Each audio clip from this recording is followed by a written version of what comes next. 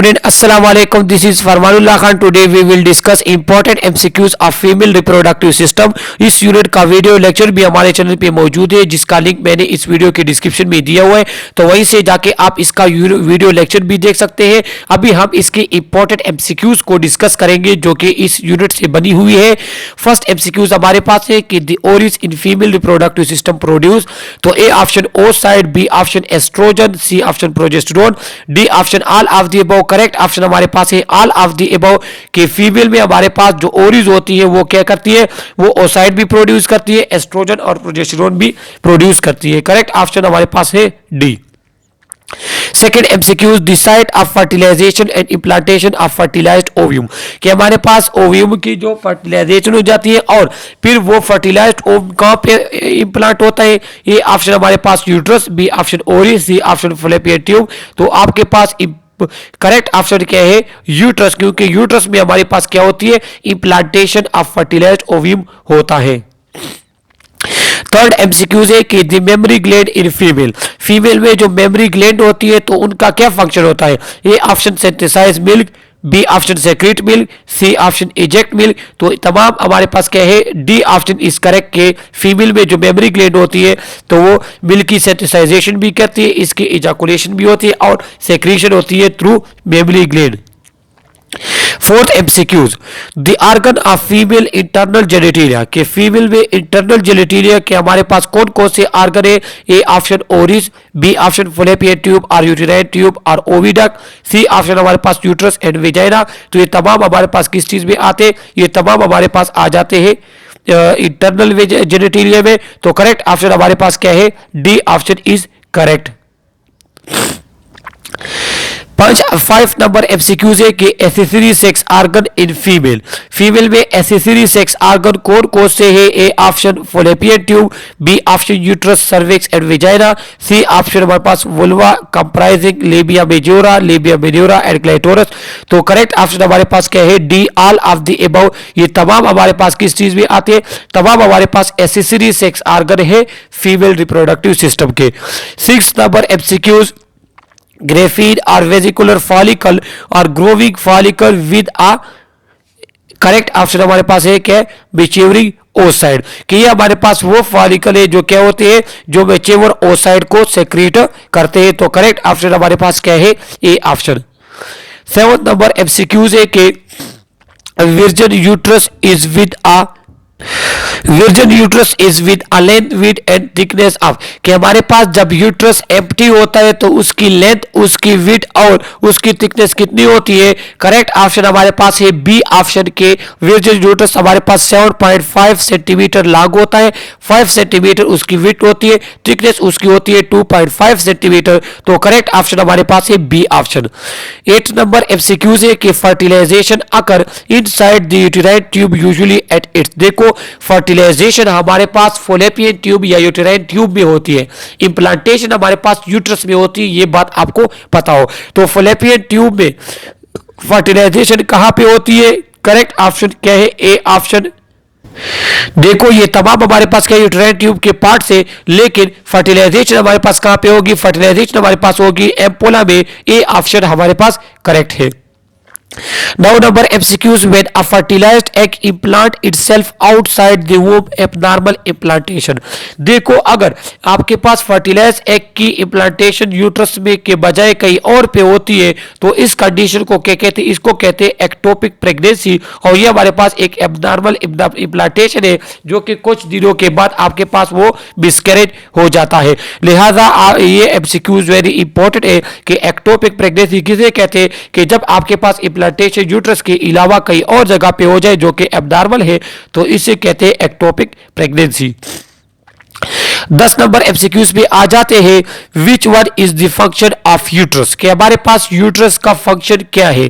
A option receive a fertilised ovum, B option retain the fertilised ovum, C nourish the fertilised ovum, D option all of the above. तो all of the above option हमारे पास correct है कि आपके पास uterus के ये तमाम function है कि वो फर्टिलाइज्ड ओव्यूम को रिसीव भी करता है, उसको रिटेन भी करता है और नरिश भी करता है। 11 नंबर एमसीक्यूज है कि यूटेराइन फैलोपियन ट्यूब फंक्शन के जो फैलोपियन ट्यूब फंक्शन उसके कौन कौन से फंक्शन है हमारे पास।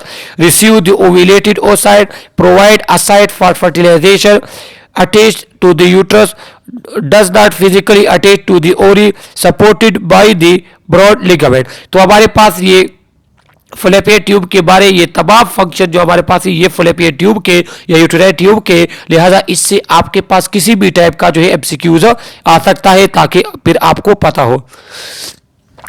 12 number MCQs by puberty only oocyte remain for lifetime कि आपके पास प्यूबर्टी के टाइम पे फीमेल में कितने oocyte लाइव रहते हैं लाइफ टाइम के लिए। तो करेक्ट ऑप्शन हमारे पास से 4 लाख oocyte हमारे पास at a time of puberty जो है वो क्या वो लाइव रह जाते हैं रिमेन लाइफ टाइम के लिए फीमेल में। इसके बाद 13 नंबर एमसीक्यूज है कि सोर्स ऑफ एस्ट्रोजन सेक्रीशन कि फीमेल में एस्ट्रोजन कहां से सेक्रीट होता है। तो ये तमाम पॉइंट्स हमारे पास ट्रू है, ये तमाम हमारे पास वो साइट है जहां से एस्ट्रोजन की क्या होती है सेक्रीशन होती है। लिहाजा इसमें किसी भी टाइप का आपके पास एग्जामिनर जो है वो एमसीक्यूज लेकर आ सकता है कि they are mainly secreted by theca internal cell of ovarian follicle, correct। Corpus luteum भी इसे सेक्रेट करते हैं फर्स्ट ट्राइमेस्टर में। प्लेसेंटा हमारे पास एस्ट्रोजन को सेक्रेट करती है। Oestrogen secretion increase to about 30 times by the end of gestation. तो देखो इसमें आपके पास किसी भी टाइप का एमसीक्यूज इन पॉइंट से आ सकता है, लिहाजा इन तमाम पॉइंट्स को आप अच्छी तरह से याद कर ले। 14 number MCQs function of oestrogen कि हमारे पास एस्ट्रोजन के फंक्शन क्या है। तो ये प्रोलिफरेशन ऑफ फॉलिकल सेल्स करता है, यूट्रस को प्रेगनेंसी के लिए प्रिपेयर करता है, एंडोमेट्रियम और ब्रेस्ट की इलाजमेंट करता है, blood supply toward endometrium increase करता है और ग्लाइकोजन एंड फैट्स की डिपोजिशन करता है। एंडोमेट्रियम में सेंसिटिविटी ऑफ यूट्रस इंक्रीज करता है ऑक्सीटोसिन की तरह। अब देखो ये तमाम चीजों की हर एक चीज की एक्सप्लेनेशन मेरे वीडियो लेक्चर में हुई है जिसका लिंक मैंने डिस्क्रिप्शन में दिया हुआ है। यहां पे सिर्फ आपको इतना पता होना चाहिए कि ये तमाम हमारे पास एस्ट्रोजन के फंक्शन है, लिहाजा इससे आपके पास एग्जामिनर किसी भी टाइप का एमसीक्यूज बना सकता है ताकि फिर आपको पता हो कि हमारे पास एस्ट्रोजन के कौन कौन से फंक्शन है। अच्छा इस स्लाइड में क्या हुआ, इस स्लाइड में एस्ट्रोजन के फंक्शन है लेकिन हर चीज पे स्पेसिफिक उसका क्या इफेक्ट है। फैलोपियन ट्यूब पे उसका क्या इफेक्ट है, विजाइना पे क्या इफेक्ट है, हमारे पास जो है सेकेंडरी सेक्सुअल कैरेक्टर्स वो क्या है, बोर्ड पे क्या इफेक्ट है और इफेक्ट ऑन मेटाबॉलिज्म। तो ये तमाम आपके पास क्या है, ये तमाम इसके फंक्शन है एस्ट्रोजन के, लिहाजा आपने इसको हर एक को याद रखना है। इसमें आपके पास किसी भी टाइप का जो है एग्जामिनर एमसीक्यूज लेकर आ सकता है। 15 नंबर एमसीक्यूज है कि in pregnant women large amount of progesterone is secreted in the first trimester. देखो जब हमारे पास फीमेल प्रेग्नेंट हो जाती है तो उसके प्रेगनेंसी को हम 3 ट्राइमेस्टर पे डिवाइड करते हैं, फर्स्ट सेकंड थर्ड। तो फर्स्ट ट्राइमेस्टर में आपके पास लार्ज अमाउंट ऑफ जो प्रोजेस्टेरोन सीक्रेट होता है तो वो किस कहां से सीक्रेट होता है, B option is correct, corpus luteum. Corpus luteum हमारे पास क्या है, मैक्सिमम प्रोजेस्टेरोन को सेक्रेट करता है during first trimester. 17 number MCQs है कि during second and third trimester large quantity of progesterone is secreted bye कि सेकेंड और थर्ड ट्राइमेस्टर में फिर हमारे पास लार्ज अमाउंट ऑफ जो है प्रोजेस्टेरोन कहां से सेक्रेट होते हैं। तो करेक्ट ऑप्शन हमारे पास है प्लेसेंटा। प्लेसेंटा हमारे पास सेकेंड और थर्ड ट्राइमेस्टर में लार्ज क्वांटिटी ऑफ प्रोजेस्टेरोन को सेक्रेट करता है। 18 नंबर एमसीक्यूज पे आ जाते हैं, progesterone promote the secretary activity of uterine endometrium during the secretary phase of the menstrual cycle कि हमारे पास जो प्रोजेस्टेरोन है तो वो क्या करता है, वो यूटेराइन एंडोमेट्रियम को प्रिपेयर करता है, किस लिए, सी ऑप्शन हमारे पास करेक्ट है, implantation of fertilized ovum. Fertilized ovum के इम्प्लांटेशन के लिए हमारे पास प्रोजेस्टेरोन जो है वो एंडोमेट्रियम को प्रिपेयर करता है, C option is correct. 19 number MCQs पे आ जाते हैं कि which hormone increase body temperature after ovulation and cause sodium and H2O retention कि हमारे पास फीमेल में वो कौन सा हार्मोन है जो कि ओव्यूलेशन के बाद बॉडी टेम्परेचर और सोडियम एंड वाटर की रिटेंशन कराता है। तो वो क्या है, B option is correct, progesterone आपके पास क्या करता है, आफ्टर ओव्यूलेशन बॉडी के टेम्परेचर को इंक्रीज भी करता है और सोडियम और वाटर की रिटेंशन भी हमारे पास करता है। 20 number FCQs है कि a cyclic event that start at the age of 12 to 15 year and take place in rhythmic fashion during the reproductive period of women life।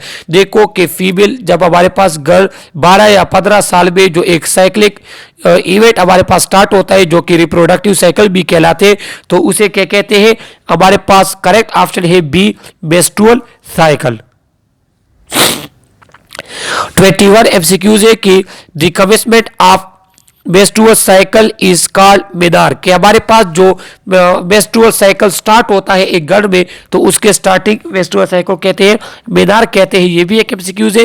It ceases at the age of 45 to 50 year. Permanent cessation of menstrual cycle in old age is called. कि हमारे पास जो menstrual cycle वो start होता है 12 to 15 as में, तो first menstrual cycle कहते हैं मिनार। लेकिन 45 से लेके 50 साल तक जब हमारे पास फीमेल होती है तो उसमें ये परमानेंट सीजेशन हो जाती है मेंस्ट्रुअल साइकिल की, और उसे क्या कहते हैं? उसे कहते हैं menopause. A option is correct. लिहाजा मिनार्क और मीनोपॉज, इसमें आपके पास एक एमसीक्यूज इंशाल्लाह अक्सर आता है एग्जाम में। 22 एमसीक्यूज है कि the process of shedding and exit of uterine lining along with blood and fluid is called menstruation or menstrual bleeding that lasts for about 4 to 5 days is called।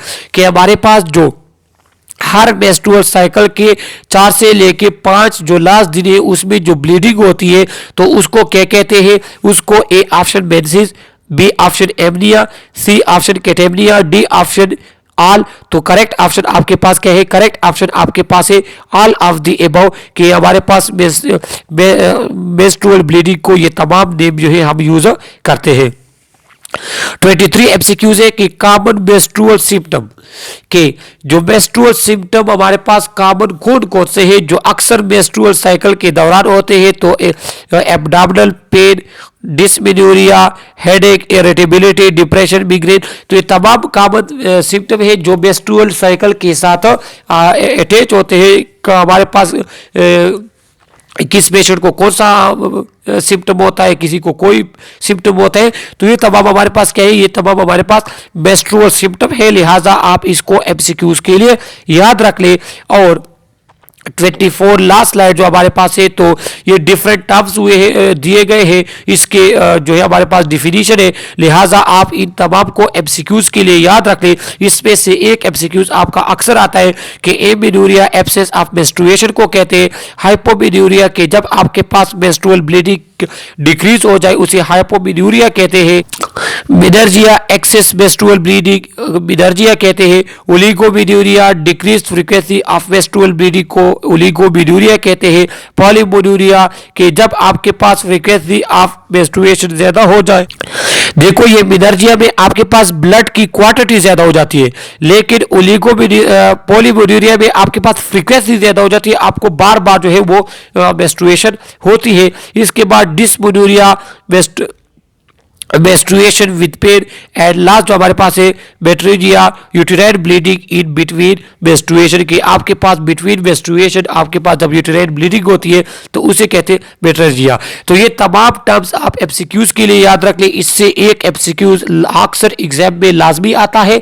और ये तमाम जो आपके पास डिसऑर्डर है ये आप हॉस्पिटल में डिफरेंट गायनी वार्ड और डिफरेंट हमारे पास वार्ड में आप फीमेल ये प्रॉब्लम देखेंगे। लिहाजा यहाँ पे आप इनको सीख ले। तो ये हमारे पास एमसीक्यूज थे। इसमें अगर आपको कोई भी क्वेश्चन हो, कोई भी सजेशन आप लोगों का हो, थ्रू कमेंट आप हमें दे सकते हैं। सब्सक्राइब करें हमारे चैनल को, लाइक करें हमारे वीडियोस को। Okay, thank you.